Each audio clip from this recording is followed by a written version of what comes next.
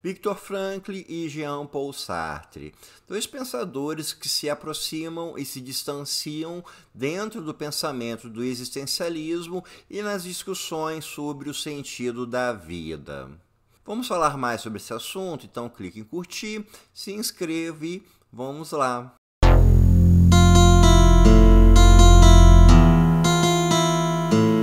Viktor Frankl foi um psicólogo austríaco, ele era judeu e dentro dos seus estudos e do seu trabalho como terapeuta, ele começou a perceber, a fazer determinadas deduções, determinadas conclusões que iam muito de encontro com o pensamento existencialista, como o do Kierkegaard, como o do próprio Jean-Paul Sartre. A questão é que o Viktor Frankl não é um filósofo de formação e não era um estudioso da filosofia e desse pensamento existencialista. Ele, pelos seus próprios estudos e pela sua observação do ser humano, ele chegou a uma determinada linha de pensamento que veio a se converter em um modelo terapêutico, que é a logoterapia. E isso tudo vai muito de encontro com aquilo que o pensamento existencialista discute. O Viktor Frankl, ele observava nas pessoas que havia uma espécie de falta de propósito na sua vida, uma espécie de falta de sentido na sua vida. As pessoas têm a liberdade, têm a capacidade de fazer inúmeras coisas diferentes, mas sempre carregam consigo uma falta de propósito, e isso causa algum tipo de problema, digamos assim, de transtorno mental, de saúde mental, e isso desembocava no consultório dele. Então ele percebia que havia algo nesse sentido acontecendo.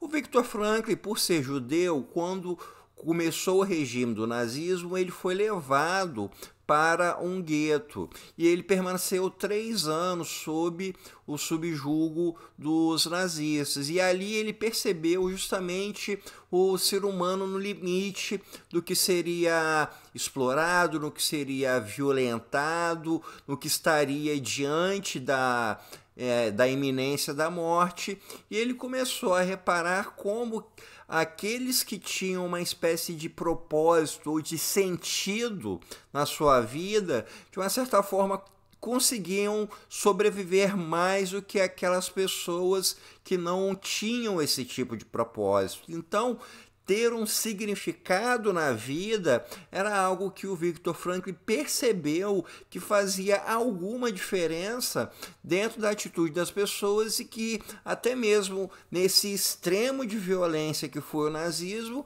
ajudou, colaborou para a sobrevivência. E então, com o fim da Segunda Guerra Mundial, ele se libertou e ele começou a divulgar esse seu pensamento, aqui é chamado de logoterapia, que é um modelo de psicologia que tem como base esse tipo de premissa. Eu não vou entrar em questões de psicologia e de área de saúde, porque não são a minha linha de estudo, e também não vou falar de forma aleatória sobre saúde. Mas o pensamento do Viktor Frankl, então, ele tem essa proximidade com o existencialismo. O ser humano tem uma liberdade, ele pode fazer N coisas, mas ele carrega uma espécie de fardo, uma espécie de vazio de sentido da vida, e ele vai conseguir superar isso a partir do momento em que ele consiga justamente encontrar esse sentido, encontrar esse propósito. O pensamento de Jean-Paul Sartre, como a autora do artigo coloca,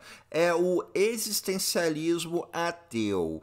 Acredito eu que ela coloque existencialismo ateu para fazer uma contraparte ao pensamento existencialista do Kierkegaard, que tinha uma base religiosa muito forte. A base do existencialismo do Kierkegaard é uma base cristã. Já o existencialismo do Jean-Paul Sartre, ele seria um existencialismo ateu, porque ele pensa o ser humano como uma criatura que está no mundo, mas que não tem nenhuma força, não tenha nada acima do ser humano, nada que o defina, nada que coloque alguma forma de obrigação sobre ele.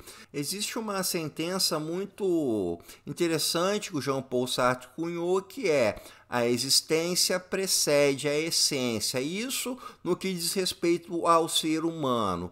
A existência é o fato de algo existir. Já a essência é o porquê, qual a motivação daquilo existir. Uma cadeira, por exemplo. A essência da cadeira vem antes da sua existência. O marceneiro, quando vai fazer uma cadeira, ele já tem na sua cabeça qual é o formato daquela cadeira. Ele já tem a ideia de que aquela cadeira serve para pessoas sentarem. Então, a essência da cadeira vem antes da sua existência. Já com o ser humano é o contrário. A existência do ser humano vem antes da sua essência. Ou seja, o ser humano é quem vai definir o que ele é. O ser humano que vai definir o que ele busca ser. Então, o ser humano tem de forma inerente a si a liberdade. Só que essa liberdade, ela vem justamente com o fardo da escolha, vem com o fardo da responsabilidade, vem com o fardo de você sempre se deparar com a pergunta: será que eu fiz a melhor das escolhas? Como seria se eu fizesse uma outra escolha? Minha vida estaria melhor ou pior? Então, o Jean-Paul Sartre, ele pensa por esse lado. Isso é muito parecido com o pensamento do Viktor Frankl, só que tem uma diferença que faz toda a diferença. O Jean-Paul Sartre não enxerga uma saída do ser humano para essa falta de sentido na vida, para aquilo que ele chamou de náusea no livro que tem esse nome. O ser humano tem como uma condição inerente e da qual ele não consegue escapar, que é a de ser livre e de sempre se deparar com a angústia de estar diante da liberdade e diante das suas escolhas. Então, a gente pode ver como o pensamento do Viktor Frankl e o do Jean-Paul Sartre, eles se aproximam e, ao mesmo tempo, eles se afastam.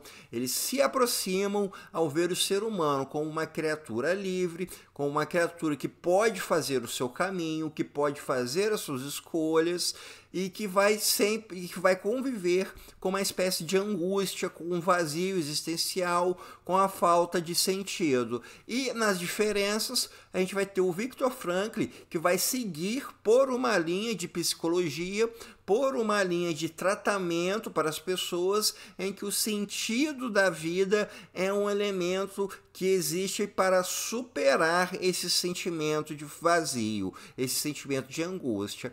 Já para o Jean-Paul Sartre, não existe saída. A condição humana é uma condição de conviver sempre com a angústia da liberdade. Então, pessoal, isso é tudo por hoje. Espero que vocês tenham gostado e até o nosso próximo encontro.